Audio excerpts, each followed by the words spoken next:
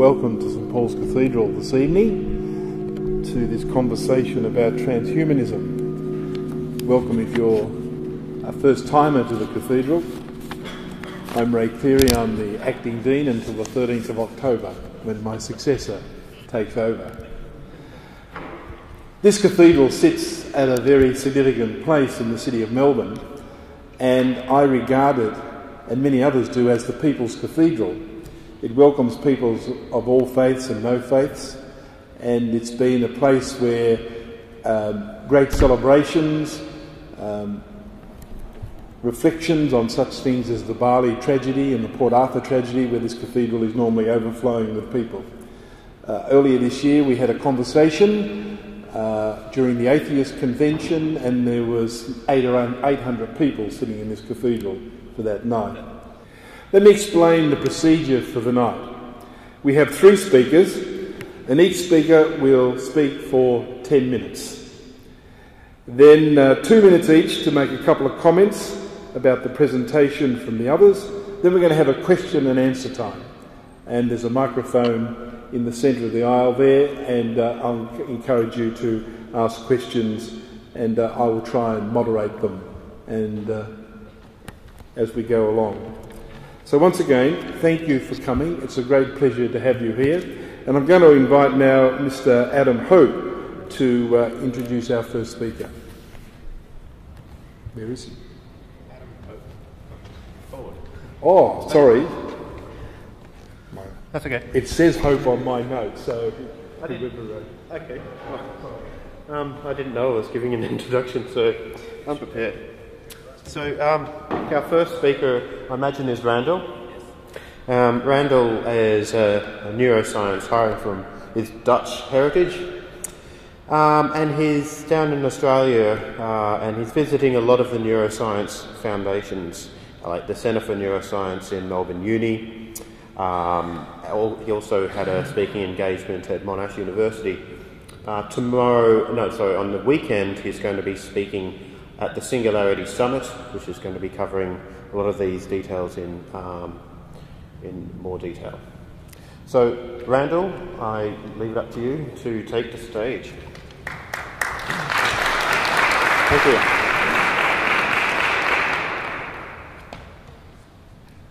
I'll do a loud Yes.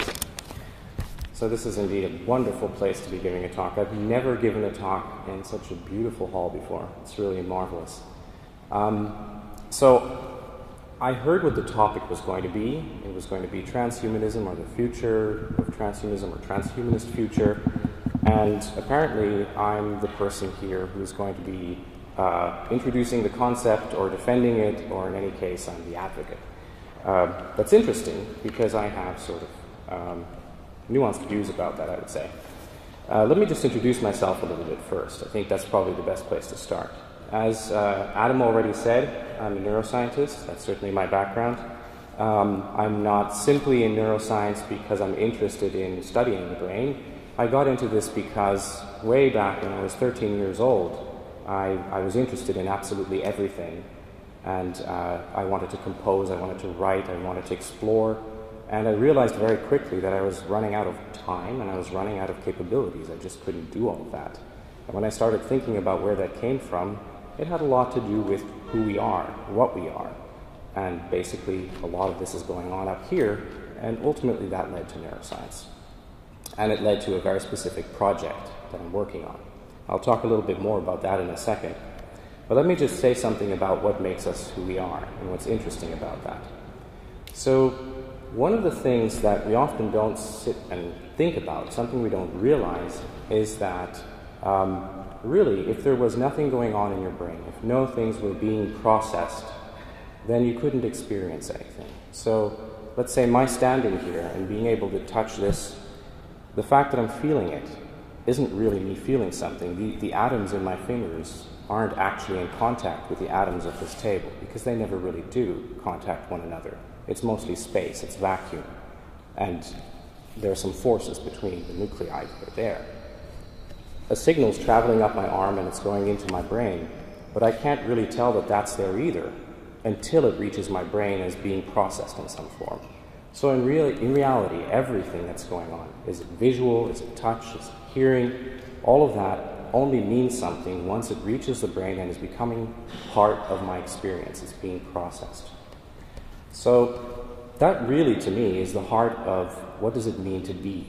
What is experience? What is the sensation of awareness? It's all going on in there somehow, and we don't really understand how. But we also have a lot of limitations. So there are things that we can't do very easily, and as technology progresses, we notice many of them. Because, for example, there is so much data around us now. There's so much going on all the time, and it's very difficult to keep up. There's even a term for this now. There are a lot of companies that deal with what we call big data. We have machines that can process it because we can't do it ourselves. We can't calculate the way a machine can or a calculator can, and we can't dig through data the same way that it can. Our children are even becoming quite different now. It used to be that at school we had to learn things like in history, certain things happened and we'd learn the dates and the times. We'd learn how to calculate functions using a pen and a paper. Now, that's not really the essence, because you've got machines that can do the calculating better, and you have Wikipedia, in which you can look up all of those details. And what kids really have to learn, and we also have to adapt to and learn, is how to be better at browsing through all that information and finding what you need to find, being efficient and effective at that. So it's changing something about how we use our brains, how we use our minds. So clearly, the limitations that we have and the technology that we use to make up for those limitations are relevant to the way that we function and the way that we interact with one another. But it goes deeper than that. When we go back to this notion that everything we are, the sensations we are, is the processing that's going on in the mind, we realize that really the whole sense of self is something that's being generated as well. And there are, of course, many philosophies that also delve into that. If you think in Eastern philosophy, for example, where there's a lot of this thinking that goes on that self isn't really something that's there, self is something we create. And I suppose this is true. It's true even when I look at this from a neuroscience perspective, at the smaller scale. Pieces of ourselves, pieces of our brains, neurons, they have an environment they live in. They receive some input and they generate some output. So they have some kind of local self in a sense. And the same way, our society, how we all interact, we're generating something, we're producing something that you could call an emergent phenomenon of who we all are and how we interact. And again, that's something that's mediated by the methods we use to communicate, so the technology, for example. And I think that it's important to understand that that's what's going on, to not just exist and be, but to try to understand how we exist, what it means to be. Because when we understand more about it and we realize the reason why this person over here thinks the way they do is because of the memories they have, the way they grew up, the way this changed who they are, and how they interact with other people, well, this is why they have that perspective. So if you understand more about that, then it's easier to put yourself in other people's places, it's easier to communicate with them, to synchronize in a sense. And I think that leads to less strife and more cooperation. So in my opinion, understanding more about what we are and who we are, that helps us become better people and better societies. But another point of my own development, and this is where it gets into transhumanism, is that I feel part of human nature is the fact that we augment ourselves with so many things. This is something that goes way back, and I think it's the most natural thing about being human.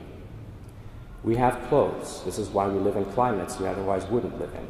We have cell phones. We have cars and houses.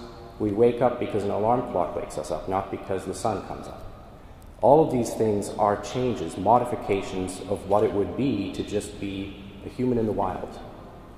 We are always augmenting ourselves. We've done this for millions of years, and it just keeps going on. So there's nothing new or different about concepts of adapting and changing and modifying something about who we are, how we interact, and how we work with technology. It's always been going on.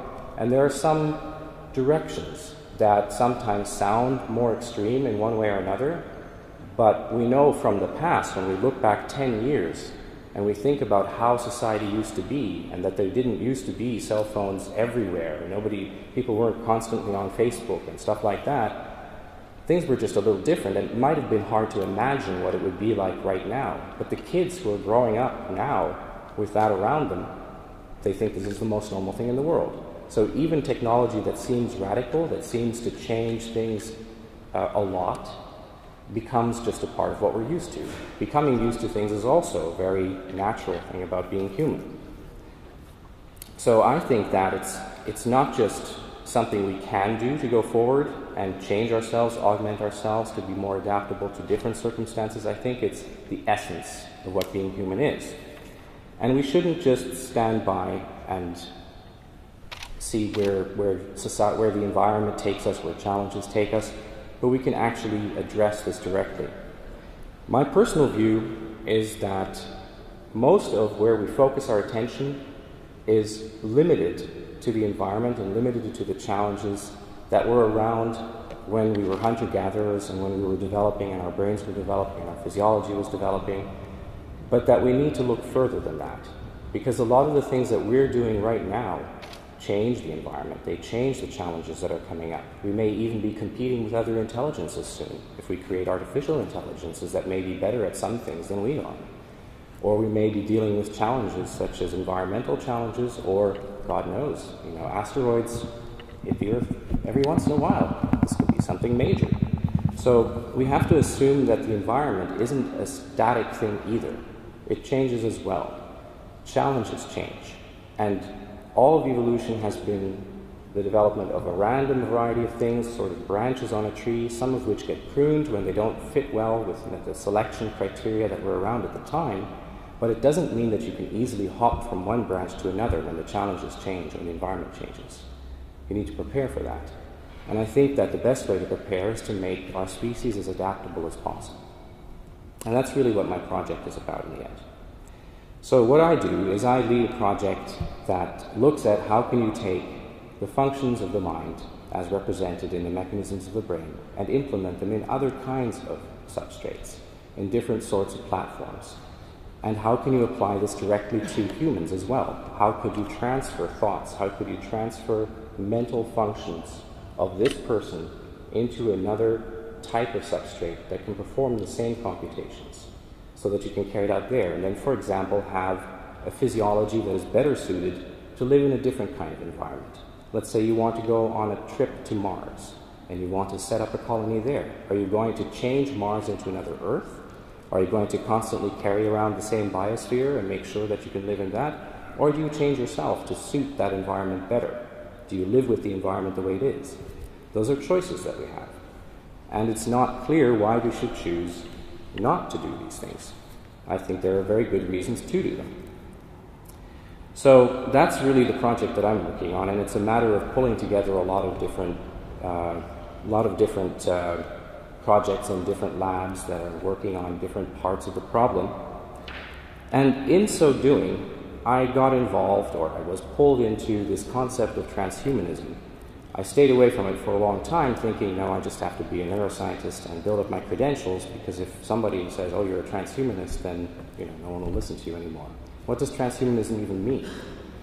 I'm not entirely sure what it means. It's a term that seems to say something about going beyond or changing something about our nature. Well, what does that mean again? I was just talking about how augmenting is the most natural thing that we've done all the time. So how is this different?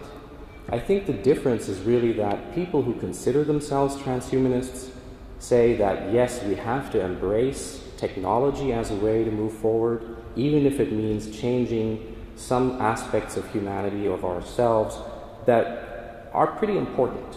I wouldn't necessarily say fundamental, because how do you tell which thing is fundamental, which is not? It's kind of like, how big is a change? How big is an augmentation that we take on?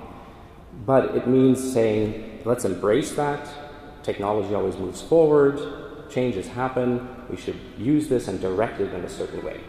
And I think there are some really good points to be made there, which is that since we know that changes happen all the time, and we know that technology is advancing fairly rapidly, and potentially it's advancing more rapidly all the time, then you could either stand by and just see what happens randomly, kind of like another random evolution, or you could say, well, we'd like to direct that in a certain way, because there are some outcomes we don't want to have, what we might call a dystopia of sorts, and there's some outcomes that we do want to have. So then, thank you. So transhumanism could be the embracing the understanding of the fact that this is happening and that we need to direct it in certain ways, that we need to be aware of it, that we need to cultivate certain kinds of change. But I also recognize that the term, and even coming up with something that distinguishes you from other people who are also working in science and technology or just in society, has some confrontational aspects. And the term transhumanism certainly does. Just the fact that it says we are concentrating on how technology can be used to change us and move things forward in a certain way says that you focus on this. You're paying attention to that more than maybe some other problems. And in a sense, that sounds like a kind of radicalism or extremism, because that's what extremism or radicalism really is. It means you're focusing on one thing at the exclusion of many other things that are going on. You're not paying attention to everything else. You're not taking into account exceptions. You're maybe not as well-rounded, not taking a broad perspective. And I think that is a problem with the term and with the movement of such, which is really the reason why a lot of people, such as myself, don't associate themselves with it immediately or easily. Though I've now found that at least when you can back up what you're talking about, because you have the credentials and you have spoken to people in the mainstream, it's okay. It's okay to be called a transhumanist, because you can lay out the reasons why, you can try to explain what it is, and you can say, no, I also have a perspective where I see that there are people living in Africa who are not necessarily immediately taking advantage of all the technology we have.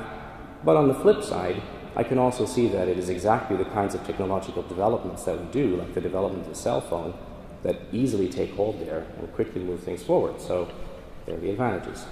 So I see the importance of embracing that technology moves forward and that it changes who we are and that we want to direct it in a certain way. And I also see the problem of kind of making it something different, something radical that just seems to exclude other thoughts about what's important in society. And I think that it's something that transhumanists could learn from, is to be careful not to lose sight of the bigger picture.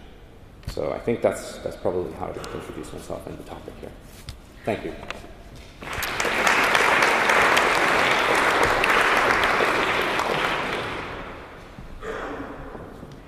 And now I'd like to invite Dr. Mike Arnold, who's an expert on the social study of technology in the history and philosophy of science program at the University of Melbourne, to speak. Mike. Thank you. Transhumanism, from my way of thinking, is a project with a number of characteristics. It's utopian. That's the first thing that might be said about it. And there are a number of approaches to utopia. There's social utopians. One would hope that our politicians are social utopians who see progress through social change, through politics, through economics, through the sociality of human beings. Spiritual utopians, of course, people who see progress through vanquishing ill and evil in the human spirit and through spiritual development. And there are techno-utopians, people who see progress in human history being achieved through progress in technology, people who see technology as the driver of change, people who see historical change as technological change. Transhumanists fall into that camp in combining utopianism with a focus on technology. We progress through technology. Another particular thing about that stands out about transhumanism is the focus on the self. That whilst most people concerned with technology are concerned with the use of the deployment of technology out there, out in the factory or out in the fields or in the computer or wherever it may be, transhumanism is looking for utopian progress in here, in the self. So it's inward looking. What I want to focus on here, therefore, is the relationship between ourselves and technologies.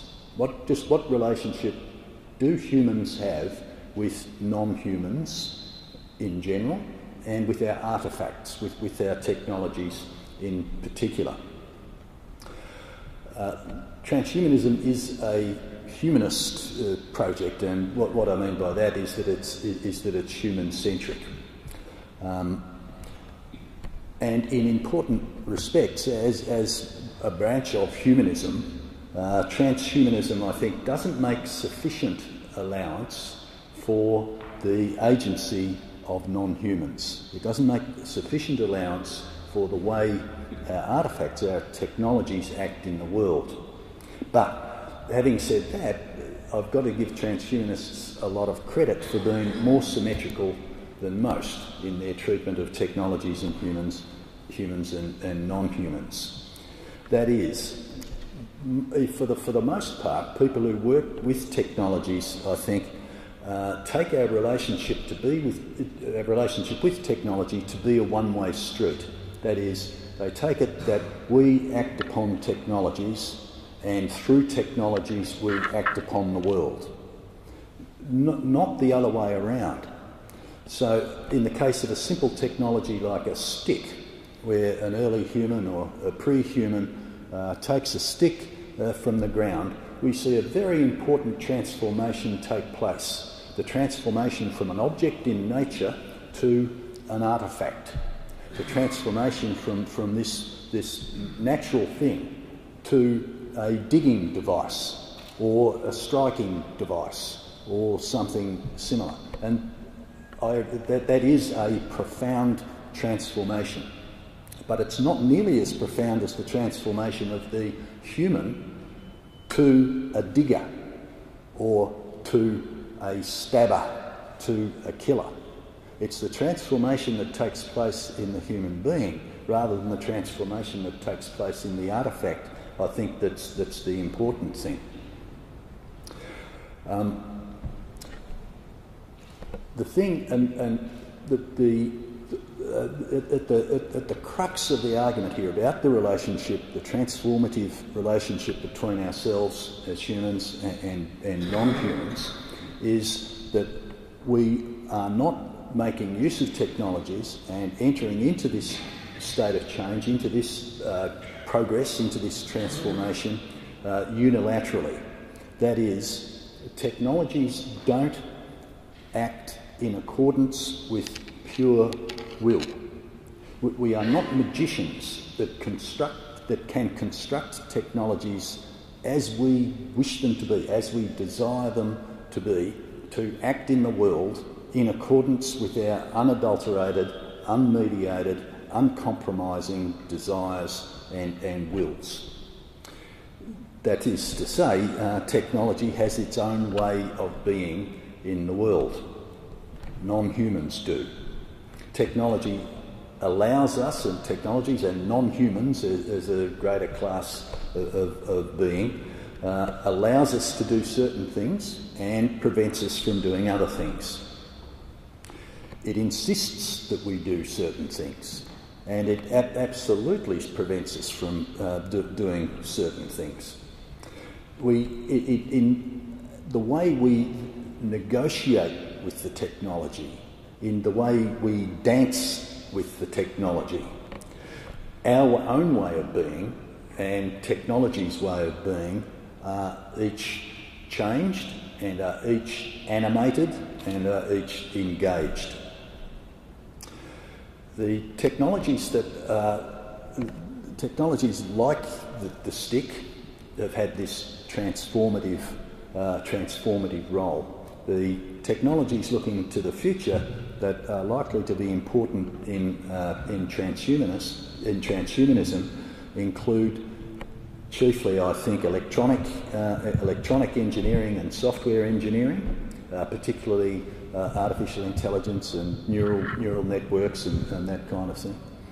Genetic engineering, biomedical engineering, and nanotechnologies.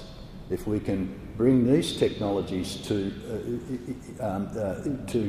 animate ourselves, we are entering into a situation where we are altering ourselves to an even larger degree to when we pick up the stick or in that great first scene from the science fiction movie when the pre-human picks up the bone and is transformed there.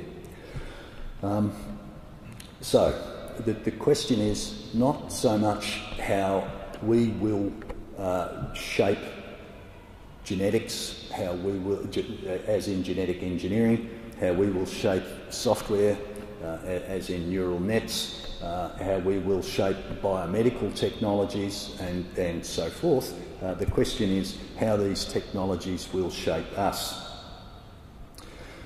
The way of being that these forms of engineering have, the genetic engineering, software engineering, biomedical engineering, etc., is not something that's brand new. It's something with a long history.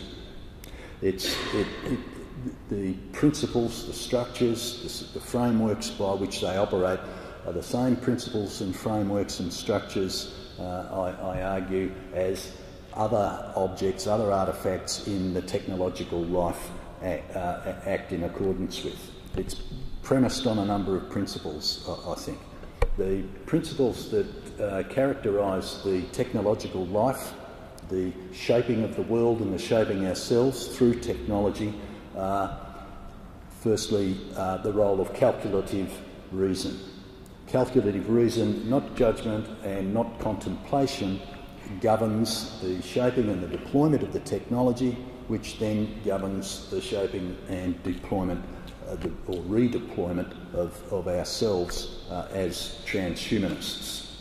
The importance of efficiency and effectiveness and the calculation of efficiency and effectiveness as a guide to how to be in the world is privileged, I think. And this is privileged as an end in itself, not just as a means to itself. So becoming more efficient, becoming more reasoned, becoming more effective is the way we operate in the world when we see the world through a technological, techno-scientific frame. In this frame, through this lens of calculative reason, efficiency, effectiveness, the deployment of things in the world is in accordance with their use, and their value and status in the world is in accordance with their use value. Things in the world don't have intrinsic value in and of themselves in a technologically framed society, in a technologically framed mindset. Rather, their use is calculated according to the work that they do. And the work that they do in turn is calculated in accordance with its efficiency and effectiveness. 2 minutes.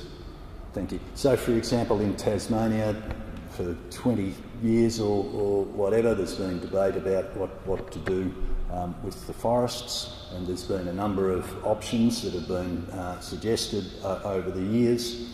That there is the option to cut the tree down and use the tree for wood chips. There's the option to cut the tree down and use the tree for high-value, high-quality furniture. There's the option to leave the forest as it is, leave the trees as it is, and invite tourists to come and visit the forest. There's the option of leaving the trees as it is and enjoying the air and the water, etc., that the trees produce. All of this is inframed by calculative reason here. In none of those options is the treeness of the tree of any value.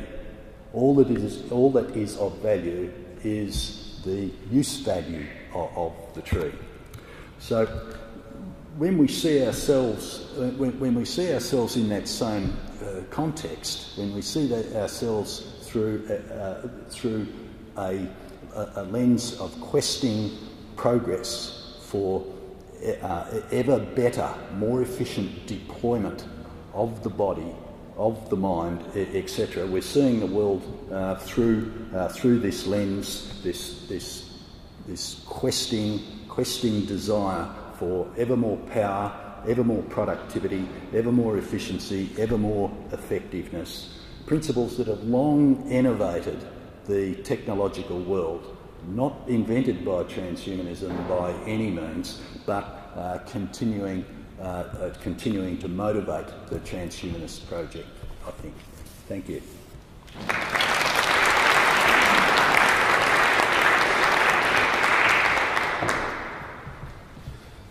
Now I invite Canon Dr. Stephen Ames, who's a canon of this cathedral and lecturer in God and the Natural Sciences and the History and Philosophy of Science program at the University of Melbourne, to address us. Thank you.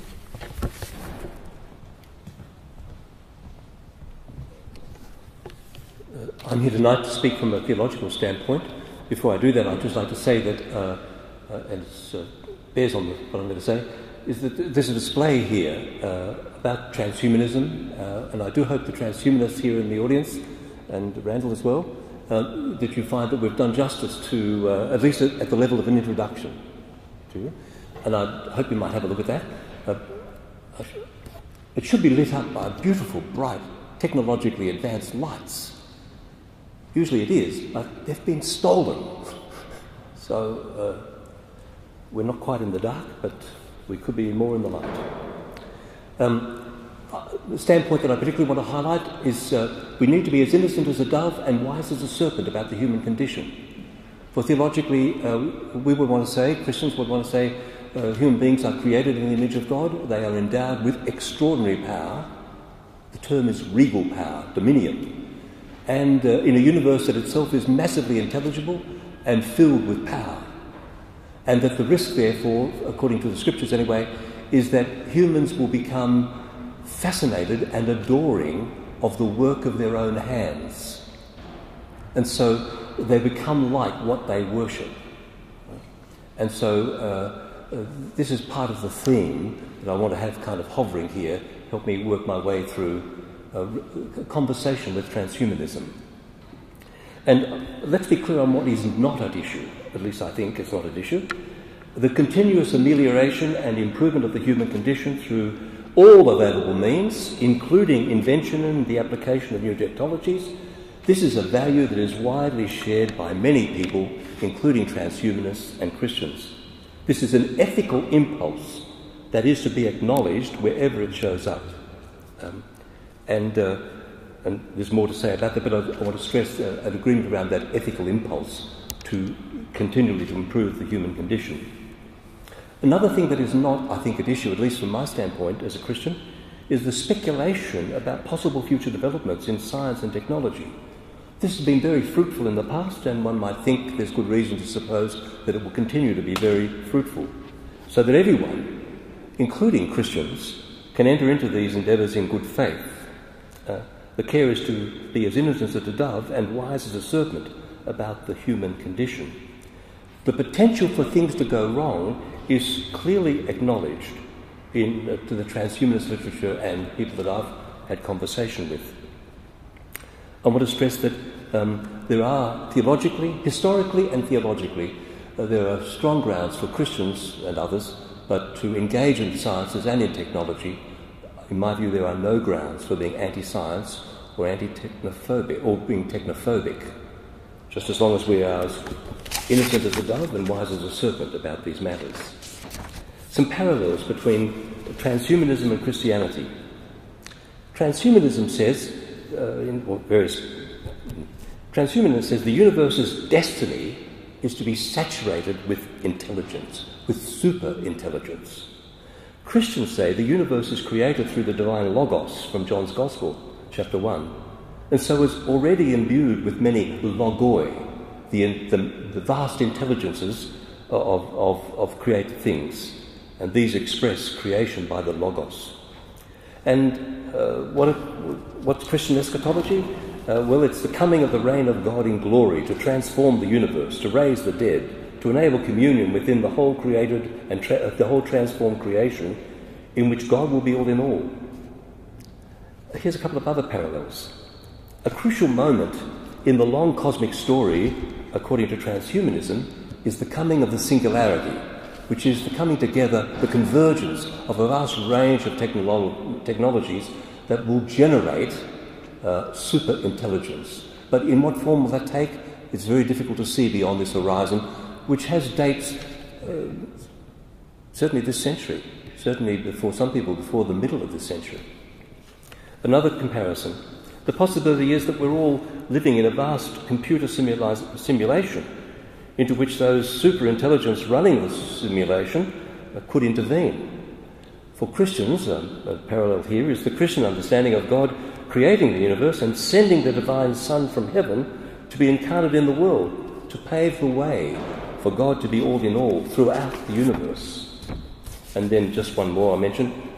For transhumanism, there's the rapidly escalating technological enhancement of human beings. For Christians, there's the continuing transformation of human beings, freed from idolatry, worshipping the work of their own hands, and allowing that original blessing, that gift from God, to flourish and to continue to unfold in ways that we're still to learn, albeit in the midst of seductions of the spirit to which we remain vulnerable. And here's what I think, two positions. I imagine transhumanists might say something like the following. They might say that, well, these and other parallels, Stephen, they show us that what transhumanism envisages has long been projected in a rather disguised form in Christianity and other religious traditions, and these are religious fictions that are astray when taken on their own terms. But transhumanists, I imagine, might say, well, but at last, what has been disguised in religion is now becoming explicit, without all the religious window dressing. And that's been made possible by human creativity in stunning technological innovation. And of course, transhumanism would welcome Christians and other religious traditions embracing transhumanism as what they are really about. Christians would say that these and other parallels that I've been indicating show that transhumanism is a secularized, technologized version of the encompassing Christian narrative of the cosmos. All this with an optimism that is vulnerable to, and so weakens our recognition of the fact that things could go very wrong. So now, I've got 5 points here, which I have to say, having affirmed some of the commonalities, especially the commitment to human inquiry and the way this becomes turned into technology, I'd like to highlight some things on the other side of being as wise as a serpent. Right? So there's 5 of them, and I hope I have time to get through them. But we'll see. First of all, I would say, as a Christian, I would say philosophically, transhumanism is committed to scientific naturalism. And one of the key planks of scientific naturalism is that all there is what physics says there is, or complex configurations of the same. So everything amounts to matter and energy and the interaction between them. And this naturalism is the dominant intellectual position in English-speaking philosophy of science and philosophy of mind. But I would say it's nevertheless quite possible to make a strong rational argument against that, to disagree with it on rational grounds. And we might talk about that perhaps. But if you wanted to see an example, Raymond Tallis in the display on neuroscience and religion, that's of the neuroscience and the human person that's up there, Tallis is an atheist. He nevertheless would argue along the lines that I have, the criticism that I've just been making. Now, without the naturalism, a great deal of the more speculative parts of transhumanism are not possible. So the aim of producing a robot with sufficiently complex replication of the brain, which would be conscious like a human being, artificial general intelligence, in principle cannot succeed. The idea of uploading consciousness into another substratum becomes impossible in principle. And why not? If you're going to announce these in public, why not treat them as a prediction as well? So, but this still allows. This is not anti-technological, not anti-science. Right? It still allows us a great deal of room to speculate about how technologies will develop and be applied. Secondly, wide access. Wide access to technological innovations is an essential part of the ethical current that I strongly want to recognise that operates in transhumanist visions of the future. And there's much about that desire for a wide access that resonates with Christian thinking. But the human track record is a problem. Technology is refracted through economic and political realities. It is the market that will finance the R&D and the implementation of the new technologies. But this will extend the very well-known inequalities that are characteristic of the market. The vast technological resources presently available are not deployed to provide wide access to address many problems. There are, for example, still millions of children dying each year of preventable causes, including hunger. My view is that technological enhancement will not turn around this feature of human life. 2 minutes. The third one is about the issue is not, are we able to generate more technologies? We will. The issue for Christians, and I think others, would be the need for more love and justice in the world. And so human beings depend on relational health. And I just want to say that, just want to make a choice here. Love and justice calls us to extend ourselves beyond our limits and also to limit ourselves for the sake of others. Transhumanists seek the continuous improvement of humankind, that's good, leading to the post-human, beyond anything like human life known to us. The first part could well be affirmed by Christians, but not the second. And part of the reason for that is because we believe that the Divine Son has become incarnate in human form. So Christians look for the transformation of human beings in a transformed universe. Our life, our loves, our labours are to be caught up now into an anticipation of that transformation here in our daily life through the exercise of that original blessing, that gift of God to humankind, freed from the false self-images acquired through worship of lesser gods. And then lastly, I want to say this. There seems to be a theme in transhumanism that limits are not a good thing. That we must go beyond limits. Right? And there's this thought that in doing so, technology will be accelerating. Right? But therewith will be also the acceleration of the speed of life, which we live life. Now, I don't know what your experience is, but mine would say that means I have to be more and more and more on the surface of relationships. That speed of living will undermine the capacity for some depth of love and relationships. And that would be to misrepresent, from a Christian standpoint, human beings created in the image of a God who is love. So, thank you.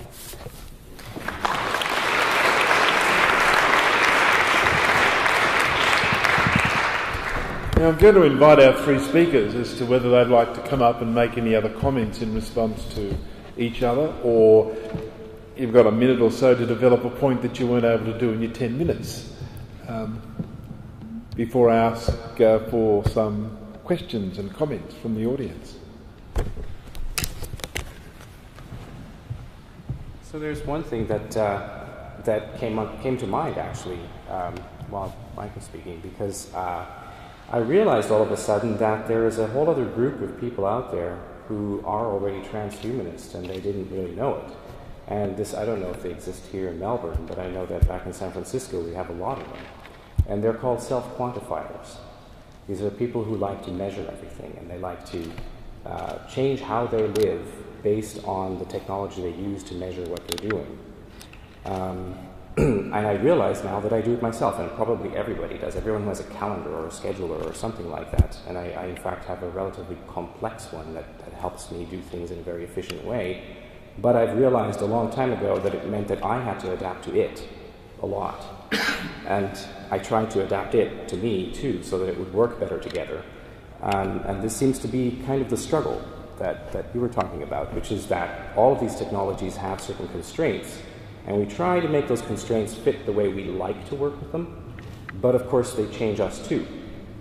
On the flip side, I think a lot of that is positive, because I try to use it and its constraints as something that forces me to do things better, the way I'd like to. So it kind of forces me to be more disciplined, for example, to get things done, stuff like that. So I realize all of a sudden that that is also an aspect of transhumanism. And yeah, that hasn't really been discussed a lot in the past. So I just wanted to add that.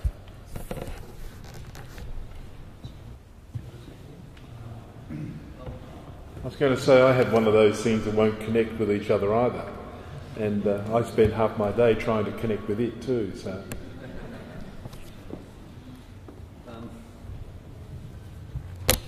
I think Randall would be best to, would be most knowledgeable about this. Stand close to the mic. Oh, sorry. From the little I understand about artificial intelligence and the construction of other embodiments of intelligence, neural nets and what have you, there seems to be, or there seems to have been historically, a couple of different approaches. One approach to AI does take very seriously the mind-body dualism and argues that there is such a thing as a mind, and that through symbolic logic the mind can be reproduced on a different substrate. So what's happening in this view, what is happening in the mind is the manipulation of symbols. That the manipulation of symbols is what we are, is how we think, it gives us our sense of self and our consciousness, etc., etc. And that if that symbolic manipulation was simply transferred out of neurons and the synapses and so forth and put onto silicon or some other form, we would have ourselves, the essence of ourselves. That's one view. Another view is that that we are fundamentally embodied, and that the brain doesn't manipulate symbols. It more better metaphor, it's argued, is that it secretes thoughts in the way that glands, secrete hormones or whatever. So I am not in my body. My body doesn't exist to keep my thoughts alive, etc. I am my body. My thoughts cannot be removed from this embodiment, because this embodiment, the flesh, the meat, is me, not the thinking process. Do you want to take that on notice and come back to it later, or have a go?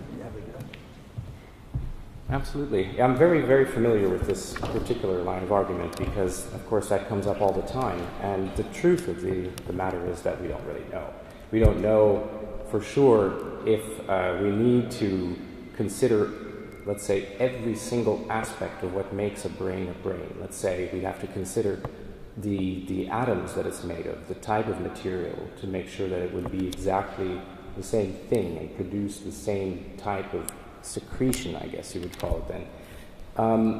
There are many arguments to say that that is not a problem, and some of them are simply because, A, we can look at the system and say, it's a very noisy system, there's a lot that goes on in there. Some signals seem to stand up above the noise, they have a greater than noise signal-to-noise ratio, and those seem to be the ones, therefore, that you can rely on to get things done. So when we look at various parts of cognition, things like perception, sensory processing, motor control, those things that you can at least, where you can measure something on the outside, you can either see the output or the input, then you realize that very often the signals that play a role there are the ones that are strong enough to get through the noise. And now those are things like neural action potentials, we call them spikes. And a lot of the rest drowns out. So if you look at it that way, then it seems like all of this other stuff that might be secreting something could be too unreliable, too variable, too difficult to sustain something that needs to have a state, something that needs to have some manifestation that is persistent over time. So those are reasons to consider that perhaps things like consciousness and self-awareness, because they're also being produced by the brain, I mean, they disappear when you break the brain, they can disappear, you can certainly do that, that maybe they work in a similar way as perception and motor control, and so maybe they also rely on these very obvious signals that you could represent in another form. But the truth is that we don't really know, and we're not going to find out until we play with it a lot more, until we really manage to experiment with the essence of those processes. So part of this is a journey of discovery. Part of it is trying to find out where you still run into roadblocks and what sort of things you cannot easily replicate somewhere else.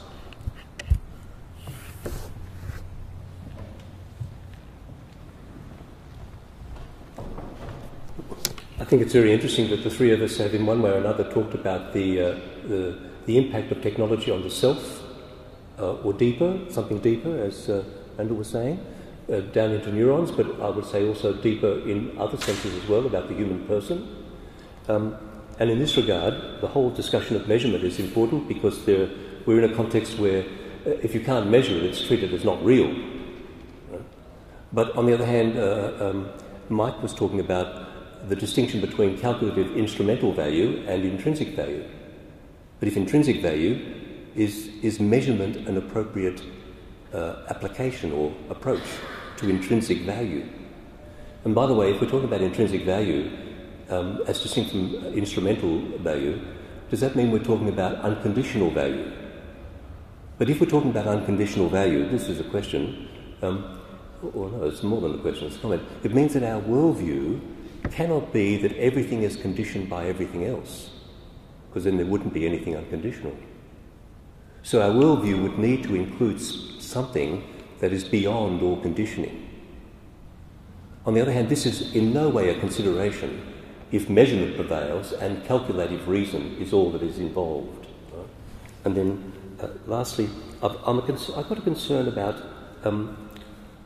what feels like the totalising impetus of transhumanism, to subsume everything into a technology. And I've been making a slight argument about that, just in those comments about measurement. But here's another consideration. So what about a distinction that was introduced by a French philosopher called Gabriel Marcel? It's the distinction between mystery and problems. Problems have definite solutions. They can be grasped and defined and acted on. Exactly so. Mysteries are realities that we encounter and we can enter, we can describe by ever more apt analogies, but you cannot exhaust them. One of his examples of a natural mystery is a conversation over a meal, which we all know can be turned into one problem after another to do with etiquette. Right? But there's something else going on in the meal. So, I've just mentioned a concern about the totalising thrust of transhumanism.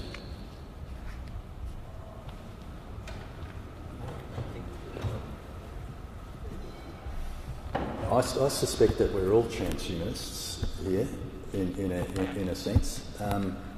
Could I ask you to raise your hand if you have used technoscience to extend your lifespan? Who has done that? Okay. And who would deploy technoscience to continue to do that? Say, to live to 120, 150, 500, but 1,000,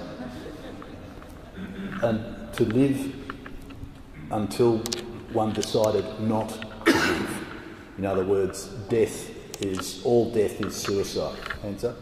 You deploy. Yeah. As I suspected. Who is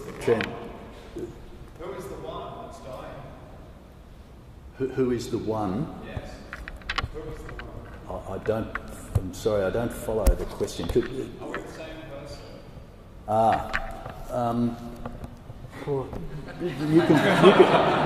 You can come on this one, but a simple answer would be, of course, it all depends. But one could imagine, for example, cloning technologies enable unproblematic organ transplant. So we simply continue to replace organs as organs wear out, and have a potentially infinite lifespan in that kind of way. Now, in that sense, we do have a autobiographical narrative which is continuous, and there is one person there, I'd argue, because of that continuous autobiographical narrative. If, on the other hand, we are talking about moving from one substrate to another substrate to another substrate as each one develops. Or if we're talking about multiple cells, backups of cells and that kind of thing, then your question about who is the one takes on real pertinence.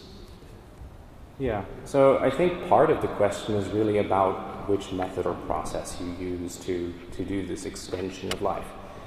Some of them, as Mike already mentioned, would be an extension of life in its current form, in yourself, keeping as much of it exactly as it was as you can. And then there is less question about, is this still you and who's the one? And yes, of course, there are procedures that would be much more radical and that would assume that it doesn't matter if there's any discontinuity between this self and the self that's been generated here. It's still the same person if it has the same memories, has the same experiences and drives and sensations. I'm always a fence sitter on this one, so whatever you argue, I'm going to argue the opposite. But I think another question that comes up when you ask who's the one is actually a very different one. It's one that's important to realize, which is that we aren't just one, because you're not the same person now that you were when you were 5 years old. You're always changing. So that's a very important aspect about this question, who's the one. So if we think in 500 years, perhaps we'll be quite different if we live that long, because we'll have used all sorts of technology, all sorts of insights about ourselves and our social networks to change how we think and how we act and the capabilities we have, all that sort of thing. But as long as, indeed, there's a continuity, there's some kind of an autobiographical record, or at least the sensation that you have one, even if you forget most of it, I hardly remember anything from when I was 5 or 4 or 3, then it seems it's still you, or at least we've come to accept that that is still me. It's just kind of that's a convention almost. But yeah, we're used to it. We get used to a lot of things. It's now over to you. There's a microphone in the centre. If you'd like to sort of move down to the microphone. Yep. And number 2 down there, second person. Say who you are, and you may like to direct your question to 1 or 3 or all of the panellists. And I'll moderate the sort of time so it doesn't take all day in some cases. Good evening. I'd like to address the neurophysiologist who's sitting right now. Sorry. Say who you are. My name is Eric Woodward. I'm an American living in Melbourne right now. I was very happy to hear the openness with which the question of whether or not intelligence is computable, is addressed. I think that's an essential question. For me, am I a computation, or can I be expressed as a computation? And if you imagine computing down to the level of atoms and transport across cell walls, the physics of atoms, maybe there's some computer that can calculate that, but where does that calculation take place? It doesn't take place in this world of other atoms. It takes place in the simulation. So I think first there's a question about, at what level are we going to extract the neural substrate? You just take a neuron as something that we can model and talk about reliably. If you do that, you make the assumption that stuff below that is noise or irrelevant. If you're going to simulate at the lower level or the physical level, then I think in any case you're facing the question of where does this computation live? Does it live in the world that we participate in, or is it a set of atoms that exist in the virtual space? Yeah, that's a very relevant question. That's actually probably one of the most fundamental questions that, at least in my line of work, we ask ourselves all the time. I think all of the exact sciences actually ask themselves that question every time they try to understand something. It's the process of trying to represent what's around us. It's the notion that we try to understand an interesting effect, something that's going on, by describing those aspects of it that we can tease out, that seem simple enough for us to describe instead of trying to describe everything all at once. That's not how we understand things. So if you're trying to describe how, say, the pressure in a gas, we don't try to describe the motion of all of the molecules in the gas because that's just too much. There's all this Brownian motion going on in there. Instead, we describe the whole. Similarly, when we try to understand what's going on in the brain and how does all of this work, you start somewhere. You start with a representation or a model. You make an initial assumption. That means you're trying to identify which effects, which behaviors you're interested in, and from that you try to identify which are the signals by which the different pieces in there are communicating with one another. Where are the interactions happening? You look at some of the major evidence you find from experimental work, and you see what seems to be driving what's going on there. And that's where you can take your first assumptions. This is why I talked about neural spikes, because they seem involved, for example, in the way our senses transmit information to the brain. It gets turned into spikes at a certain rate and timing. Similarly, when we drive something, like now I'm talking to you, I'm communicating, this means I'm driving my vocal cords. That muscle action is also driven by spike trains at a certain frequency. And similarly, the way I'm laying down memories of what's happening here right now, at the synapses in my brain, we know from experiment that this depends crucially on the timing and order of the spikes at the neuron behind and in front of that synapse. So again, it seems that spike timing is important. So it's a good place to start. We say if we can build something that predicts spike timing in that entire system really well, then maybe we've got a good emulation of how this thing works. Now, if you've got an emulator, what does that mean? You've got a representation of something. A representation itself is not the thing, because you've got something written down somewhere. You could write down a mathematical equation that would be the representation, but an equation is not doing anything. So when I talk about a model, what I mean is something that actually takes data and it can churn through it and produce something else. You've got something that you could take and put into a body, a robot, a device, somewhere, and it would carry out some function. So you don't just have the representation, you've got those operators that take that representation and turn it into something that's going on. Those are really the parts that you need to handle. And developing something that really gets to the core, gets to the fundamentals of what you're trying to capture is an iterative process. It always is.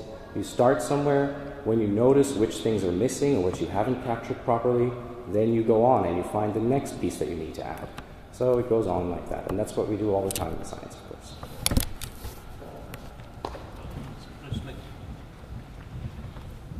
A quick comment in there. Yes, I agree with much of what Randall's just been said, but I want to shift the level on which the representation is taking place and what it is representing.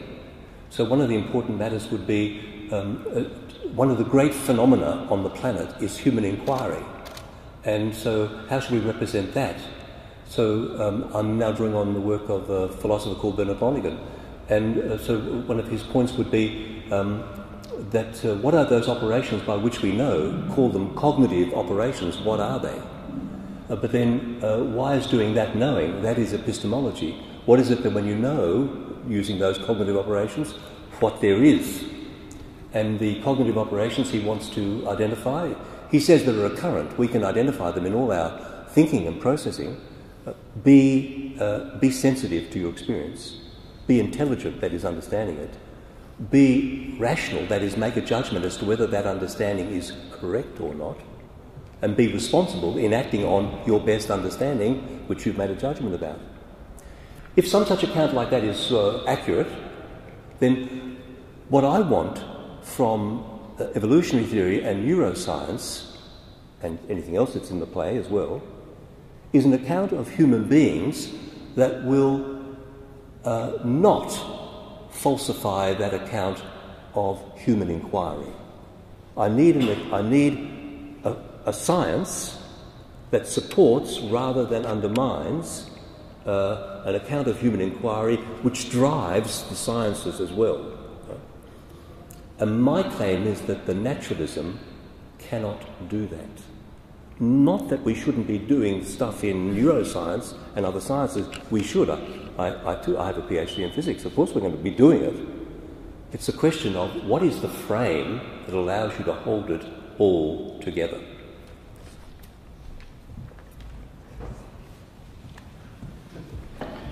Yeah, so the interesting point here is that naturalism is being brought up as somehow being very limiting, being something that says something about what can exist or what can't. And I think that the way you described it was that a naturalist says that only the things that we can, what was it? Physics says there is. All there is what physics says is. Configurations of the or same. Complex configurations are the same.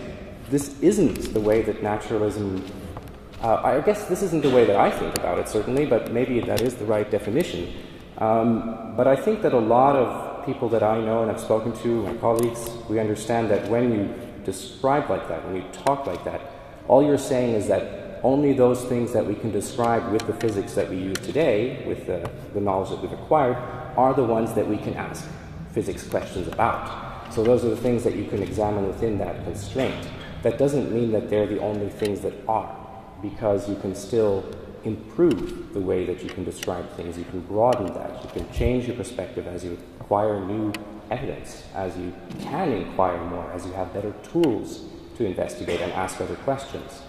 So I think that a good scientist, someone who's actually thought about these things, will realize that you can't say something like, only the things that we describe in physics exist.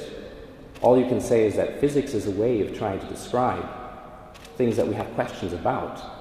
And we've set up certain bits of understanding, parts of how there seem to be interactions, and with that, we can make descriptions, we can have some understanding. But of course, that's just a beginning. Yes. My name is John Little, and I would like to ask a question, perhaps which has been touched upon in the last replies, but we started this evening reflecting upon experience, and it was an interesting exploration of the sensory devices that put us in touch with the world. But throughout the various presentations, there was reference to, beyond experience, to understanding. And I guess the crux of the debate tonight is about different understandings. And I was wondering whether each of the panelists, speakers, would give a working definition of what understanding means.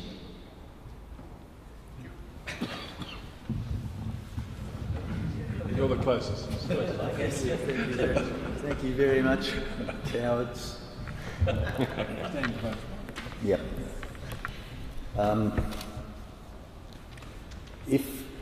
If I ask you to think in a way that is not inframed by calculative reason, that is not inframed by instrumentalism, I'm asking you to do something which is almost impossible. It is quite difficult, certainly extremely difficult for us, because it hasn't been our way of thinking for several hundred years, certainly since the Enlightenment. Understanding, having said that, difficult though it is, there are ways of understanding that are not reliant upon instrumentality, the configuration of the world as resources, or calculative reason. Those ways of understanding, here among us and around us, and we could see it perhaps in artwork, in music, in poetry. We can see it perhaps in contemplation rather than in calculation, in that kind of thinking. And that's a really woolly answer to a difficult question.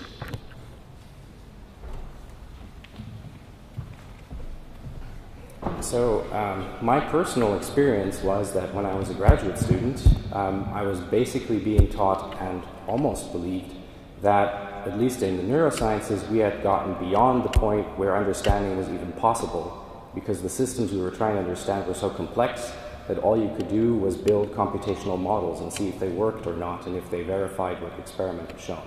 So understanding became something abstract that's a little bit beyond what you could handle in those cases. I don't really think that's true, actually. I think that there is something that we consider understanding, and it's really a matter of just thinking for a moment, when do you feel you understand something and when don't you? So when you're confronted with a situation and someone asks you, well, do you understand? Usually you know whether you do or you don't. And it has a lot to do with whether what you're being faced with makes sense in the context of your experiences. So understanding really seems to be about associations. It seems to be about whether you have a frame of reference, whether you have a context that you can put things into, a way to describe stuff. That's actually really interesting, because It means that understanding is also a filter. It depends on all of the previous experiences that we've had and how it has set up our way of facing something new that comes along, which parts of it we actually see and which we don't. And there's a really interesting thing there that shows us the gap between generations, because someone who's been around for several decades has built up a lot of filters, a lot of ways of looking at things that are based on our previous experience, and will always filter things in the same way. This is why, I'm not very good with these sayings like, teaching an old dog or a new trick or something like that. But in any case, if you think about wise elderly people, now they're wise in many ways because they've seen a lot of things before, meaning that they can react very quickly to something they've seen before. They know exactly what's going on. They know how you're supposed to handle that, whether it's a complex social situation or just something obvious. So this is a really good thing that you have all this previous experience. It's great. It helps you perform faster, better, and get things done. But a very young person, someone who's basically a blank slate, will be able to build up an entirely different, new representation of how things associate. So they can see things in a slightly different way. And so maybe you see that the way things were interpreted in one generation are not necessarily the way they were interpreted in another. I find this a fascinating problem because personally, I would love to be able to do both. I want to gain experience and wisdom, but I also still want to be able to take on new things and see them in a different light. I wish I could really combine those two. This is actually one of those goals that at least for my transhumanist bent, that I have, is to come up with a way to combine those things. So for me, that's what understanding is. Understanding is being able to put things into a context that makes sense because you have a reference, some sort of frame that you can hang on to. Do you want to respond quickly, quickly, so we can have some more questions? I find myself in agreement with things that are being said here, so that's good. But I'd like to add the note that understanding is what comes in relation to wondering. And wondering leads to questions, and questions leads on. Questions like, what is this? What is that? Why? How? And so understanding comes to light in an insight when the data of your experience can go from being opaque to being intelligible, because you can find something not only in a context, which I agree with, but also in the actual data itself. So. There's a chap over here in the red jumper or red jacket. Did you want to ask a question? Oh, you want people to speak up? Rightio. Okay. The person behind you, Jamie. Yes. And then you, Jamie. My name is Bruce, and I'm not an educated person, but I do think, and I'd like to quote a couple of lines of poetry. We are all blind until we see that in this human plan, nothing's worth the making unless it also makes a man. Why build these cities glorious if man unbuilt it goes? So, as stick as technology, we're capable of hitting with technology. And so the thing that has to be developed is our own fallible nature. And I think that's what we should be investigating. Thank you. Jamie? Everyone agrees up here on the panel. My question is, what do I do? How do I evaluate? How can I use certain kinds of experience? A particular experience I would call about is listening to one of Beethoven's latest string quartets. I think it's focus number 32. The slow movement of which is sometimes been described as excruciating because it's an intense experience. And when I listen to it, I've got the courage, it takes me somewhere, and it makes me ask certain sorts of questions. I ask, what was it about this man who was deaf, who wrote this? And how do I understand tragedy?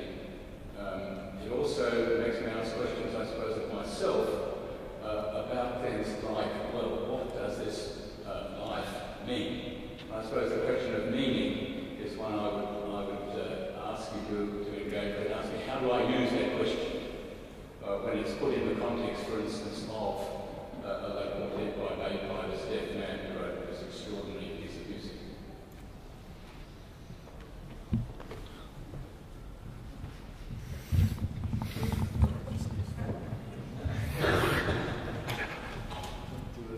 Come together. No. Now speak into the microphone, gents. Those sublime moments are moments in which we're relieved of questing, it seems to me. We're relieved of the desire to progress, to advance, to improve. There are times when we take a step back, not from a transhumanist project, but from a project that is hundreds and hundreds of years old. And I think it's useful, and I think we can live our lives in a space that's like that, much more so than we do. Your question is what you do with that, and where it might take you.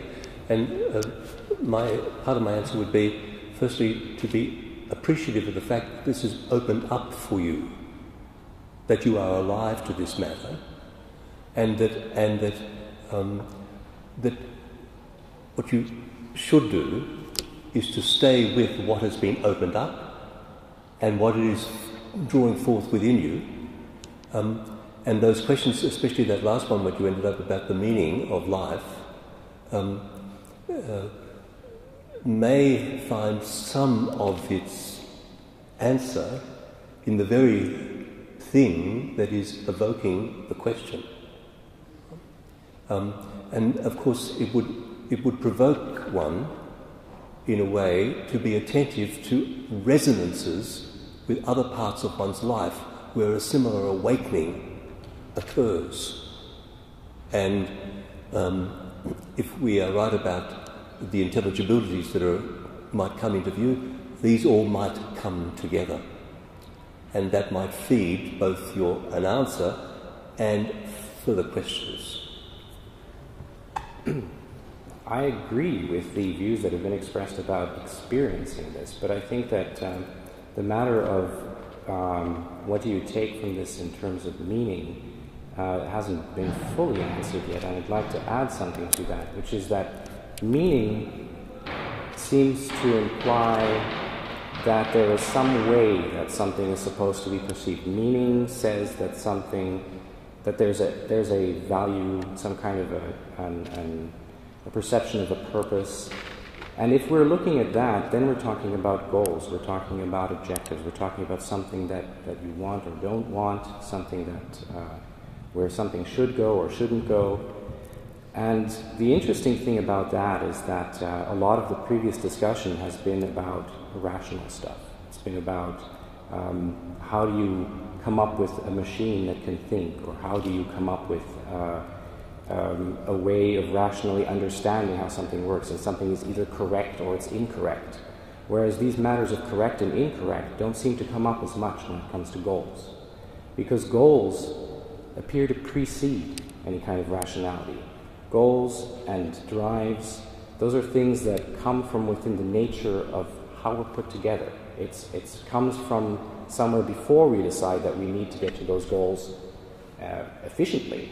And if you want to get to them efficiently, then you start using tools like rationality. And very often when you hear people talk about rationality, they seem to forget that, because they seem to think that rationality can answer all your questions. But of course it can't, because it doesn't know what your goals are. Those are not set by rationality, they're set by emotion, they're set by drives. So I think that's one of the issues that gets into meaning to some degree. So that what I was talking about before about mystery, so here is a sense of mystery, and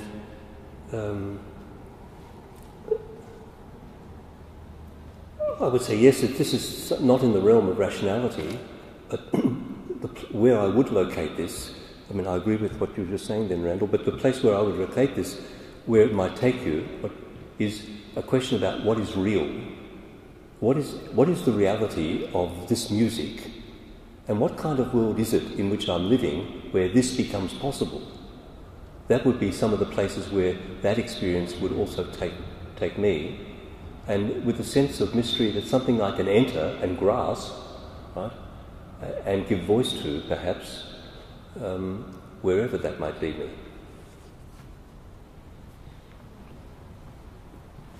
time for one more question. I think you're up, Chris. You had your hand up first. If you're quick, we could have two. So that's quick to the panellists as well. Chris White. My question is about the practical matter of the ethics of how we manage these technological developments. Mike, your comments seem to be largely framed in a utilitarian context, the use of rationality. Where do our ethical goals come from in a, if I describe it as a post-Christian world or a post-religious world in which deontological or principle-based ethical rules no longer lie? How do we define what society's context is about what is acceptable and what's not?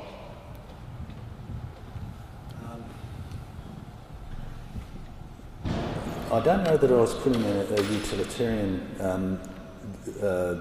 viewpoint really, but what I'd say about the ethics of it is, again, a cautionary word. The cautionary word is watch out for a technological inframing that gives you the ends as well as the means. A technological inframing that sets the goals, that doesn't allow us to set goals outside of the technological frame. So the sorts of goals are things like the most efficient and effective deployment of resources in order that we assert power over those resources and over ourselves. Okay, but that's the kind. I think that meta statement accounts for mainstream human activity and has done so for hundreds of years. What we ask ourselves is when we're faced with a problem about what shall we do, we need to make decisions here. How shall we act in the world? What we do is we treat the world as resources. We ask ourselves, how shall we deploy those resources? We have choices about how and you see already we're in a mindset that denies intrinsic value, that sees use value only. Which choice shall we use in the deployment of these resources? That is, in the deployment of people and the deployment of objects, the deployment of animals, etc. The answer becomes, well, let's calculate the best way, so as to speak. Let's use reason and rationality to figure out ways which are least wasteful, that give most bang for the buck, that advance us, towards a goal of efficiency and the capacity to reshape the world and to reshape ourselves in the most effective manner. So that's the cautionary word that I'd give when it comes to making ethical judgments. Just be sure that we are making ethical judgments, and that we're not simply making judgments that are inframed by the ends by the means as an end and the ends as a means, if that makes sense. Chap down the front, last question. My name is John Snelling, and my question is this, that throughout history and around the globe, human societies have worked on the notion that human beings are capable of having civic and legal rights and responsibilities and so on. No one has ever suggested that a machine, no matter how intelligent or sophisticated, should have such things. And it appears to me that however much one augmented a human brain with technological means, there'd be a great reluctance to take away the right to vote, to get married, whatever else. And conversely, however sophisticated a machine became, there would be difficulties about granting it rights and responsibilities like that. So I just want to put the suggestion that in transhuman, human has a very significant content which a machine can't achieve. And I wondered what Amsterdam thought about that notion. So it's an interesting question, and it's also a question that transhumanists do talk about a lot. So this is not something that gets ignored. In fact, I have a good friend who has made it his mission, basically, to try to talk to as many people as he can in the world who are involved with topics that might relate to this ethical question, and to come up with what he sees as a new charter of rights for all conscious or intelligent things and how we would move forward in a transhumanist future. I think that many questions that we ask about technology and about changes in society in the future seem very new. They seem like questions that have never been faced before. And this is another one of those. It's as if, oh well, humans have always had all these rights and machines will never get them. But it's not true. How long has it been since women have had the right to vote?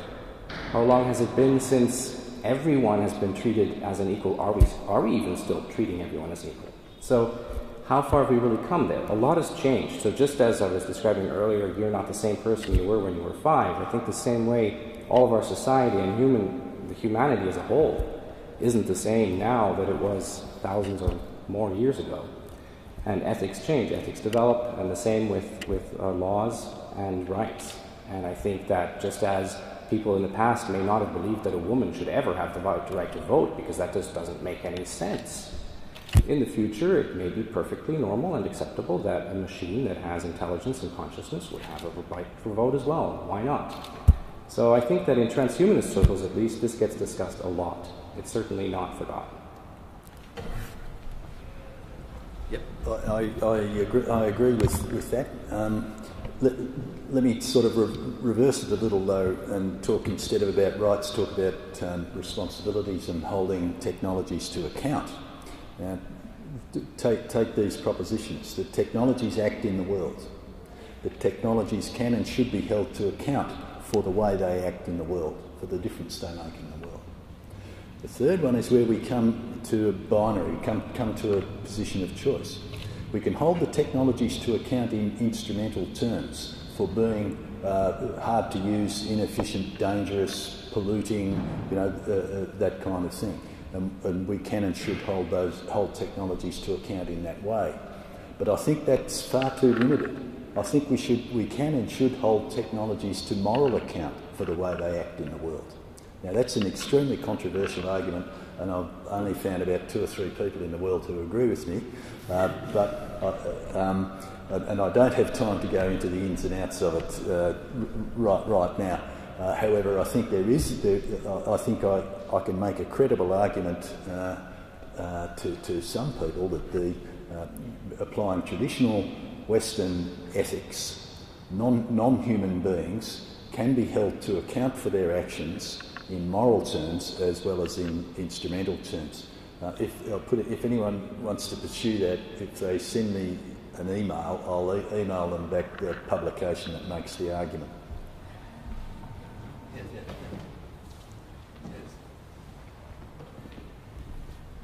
Yes, I wouldn't want to think of technology as immoral and amoral and neutral. I'd be very unhappy with that indeed, because of the wide impacts of technology. I certainly would want to hold accountable those who make them and use them. That is, whatever I might want to come to in terms of ascribing certain things to machines, I would be very reluctant, unable to forego holding to account those who produce them and use them and profit from them. Well, that brings us to a close for the evening, and I want to, on behalf of all of us, to thank our 3 speakers. And I've certainly been enriched. I've got more questions, I think, than I have answers, and like to explore some of those with them. So would you like to put your hands together and give them...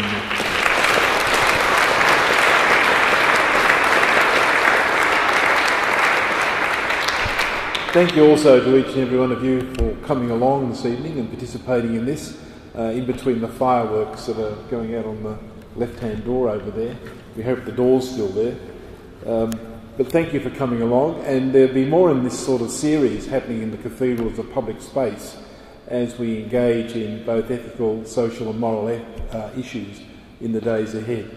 So please watch the notice board if you're interested in coming to others. And just one moral little issue as you go out, don't forget the gold coin. So thanks very much. Can I please note, there's a transhuman sort of exhibition over there with posters and more comments on what it is and what it means to be transhuman. And also there's a conference on the weekend that I briefly mentioned before.